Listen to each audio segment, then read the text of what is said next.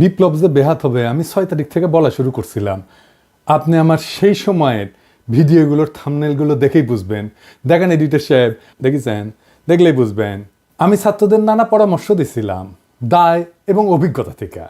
আমরাও 90-এ গণ অভ্যুত্থান করেছি। আমরা ঠিক কোন কোন ভুল করেছিলাম সেটা থেকে যেন আজকের প্রজন্ম শিক্ষা নেয়, সেই জন্য বলেছিলাম, বারবার বলেছি। শোনা হয় না আমার কথা। মুখ্য শিক্ষক মানুষ তো। আমি বলছিলাম ওয়াকার দেশে সিসির মতো সরকার বসাইতে চায়। আমার উপরে অনেকে ঝাঁপায় পড়ছিল, ওয়াকার নাকি বিপ্লবের সৈনিক, পারলে ওরা নতুন জাতির পিতা বানায় দেয়। আমি বলছিলাম চুপ্পুর অধীনে শপথ না নিয়া নতুন রিপাবলিক প্রক্লেম করিয়া শহীদ মিনারে কোনো শহীদের মা অথবা পিতার কাছ থেকে শপথ নিয়ে নতুন সরকার কাজ শুরু করবে। বলছিলাম না? বলছিলাম বিপ্লবের সাথে সম্পর্কিতদের দিয়ে সরকার গঠন করতে।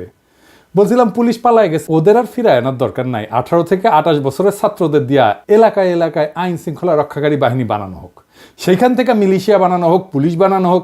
আমি বলছিলাম ছাত্র সংসদ নির্বাচন দেওয়া হোক সকল কলেজ বিশ্ববিদ্যালয়ে, তারপর 6 মাসের মধ্যে স্থানীয় সরকার নির্বাচন দিয়ে দেওয়া হোক। আমি বলছি ছাত্রদের এই জয় জয়কার থাকবে না, বলি নাই? আমি বলছিলাম এত নারী অংশ নিল বিরচিতভাবে, তাদের নিয়ে জাতীয় কনভেনশন করো, একটা নারী ঘোষণা তৈরি করো। হয়েছে? হয় নাই। বিজয় অর্জিত হয়েছে, তারে কনসলিডেট করো। আমি বকা উল্লাহ বকেই গেছি, আর ছাত্ররা শোনা উল্লাহ শুনেই গেছে। একটা সেন্টারে আহতদের চিকিৎসা, শহীদদের অনুদান, কোনো কিছুই চলতেছে না। দেখেন, প্রফেসর ইউনুস নিজে স্বীকার করছে টাকা আছে, তাও দেওয়া হচ্ছে না অজানা কারণে। আপনারাই শোনেন প্রফেসর ইউনুসের কাছে, এই যে কি কয়, গণতন্ত্রের আন্দোলন এবং অভ্যুত্থানে প্রাণ দিয়েছেন তাদের প্রত্যেকটা পরিবারকে 30 লক্ষ করে টাকা দিবেন। আপনি নিশ্চয়ই অ্যাওয়ার যে সেই প্রতিশ্রুতি পালিত হয় নাই এখনো। এটা কেন? তাদেরটা প্রায়োরিটিতে আসলো না কেন? তাদের প্রায়োরিটিতে ছিল বলেই তো কথা ঘোষণা হলো, প্রায়োরিটিতে ছিল, কিন্তু বাস্তবায়ন করা যায়নি।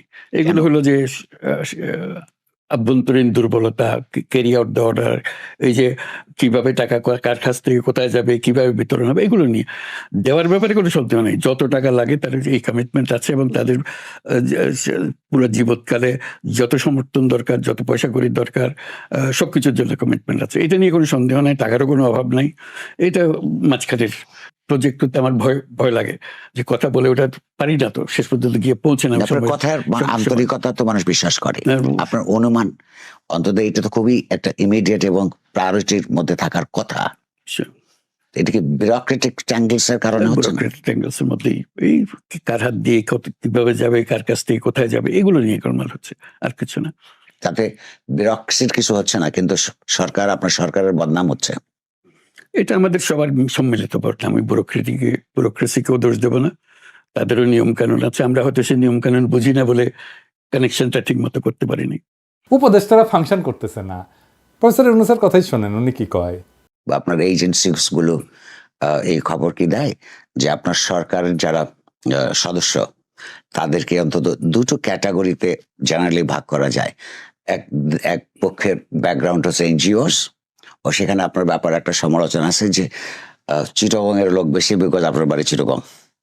আরেক পক্ষ হচ্ছে ঠিক আন্দোলন সংগ্রামের মধ্যে গণতন্ত্রের জন্য লড়াইয়ে অনেকেই অনেক দূরবর্তী ছিলেন। এই তাদের কারণে এখন ঠিক স্টেট ক্রাফট পরিচালনার ক্ষেত্রে অভিজ্ঞতা না থাকার কারণে কিছু সমস্যা হচ্ছে। এই কথাগুলো কি আপনার কানে আসে? সবসময় বলা বলি করে, সবাই বলছে, কাজের কানে না আসার কোনো কারণ নেই। আপনার কি মনে হয় চলে বিব্রত হওয়ারও কোনো কারণ নেই? এইভাবে তাই হয়েছে, সেভাবেই হয়েছে। নানা জায়গার থেকে এসছি, আমরা এসছি, আমারও তো কোনো অভিজ্ঞতা নেই, কাজে বলুন দোষ দেবো কি করে? আমাকে যে দায়িত্ব দিয়ে, দেশ চালানোর দায়িত্ব দিয়ে আছে, তো বিন্দুমাত্র অভিজ্ঞতা নেই। আমি তো কারো কোনোদিন এই ধরনের কাজে ছিলাম না। আমি যদি পারি ওরাও পারবে, এটাই আমার ভরসা ছিল। আপনার তাদের পারফরমেন্স নিয়ে আপনার কেমন? আমার নিজের পারফরমেন্স নিয়ে আমার সন্দেহ, ওদের পারফরমেন্স নিয়ে কি জিজ্ঞেস করবো?